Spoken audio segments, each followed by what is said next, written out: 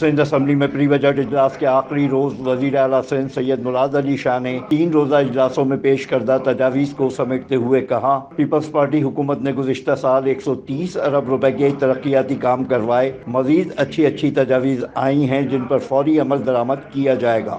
مجھے ایک چیز یاد آتی ہے، میں نے تقریر شہید ذوالفقار علی بھٹو کی سنی تھی جب وہ 1971 میں یونائٹڈ نیشنز میں تقریر کر رہے تھے، اور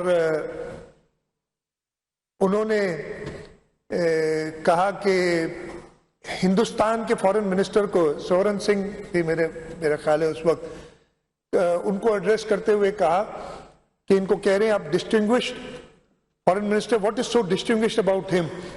his hand are tainted in blood of my people.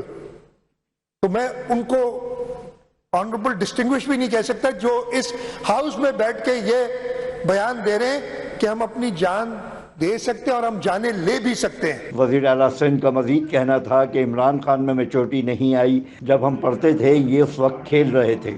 اس کو نہ نیند آتی ہے، کبھی بستر کے نیچے سنتے ہیں ہم، پتہ نہیں ہے بھائی، میں فرسٹ نہیں، یہ تو ساری نا یہی سوشل میڈیا جس کے لیے یہ بڑھ چڑھ کے ہمارے اوپر باتیں کرتے وہی کہہ رہا ہے کہ کبھی وہ سیڑھی چڑھ کے بھاگ جاتا ہے، کبھی بستر کے نیچے، کبھی پتہ نہیں وہ جو ہم سٹار وارز میں ماسک دیکھتے ہیں نا وہ والے پہن کے باہر نکلتا ہے، ورکرز کو ایسے چھوڑ دیتا ہے لوگوں کو مرنے کے لیے۔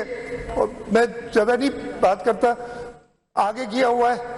وزیر اعلیٰ سندھ مراد علی شاہ کا کہنا تھا، ڈکیتوں کے خلاف آپریشن کے لیے فوج سمیت تینوں صوبوں میں مشاورت جاری ہے، عنقریب بڑی بیٹھک کی جائے گی۔ کیمرامین کامران علی کے ساتھ افضال خان، C110 نیوز، کراچی۔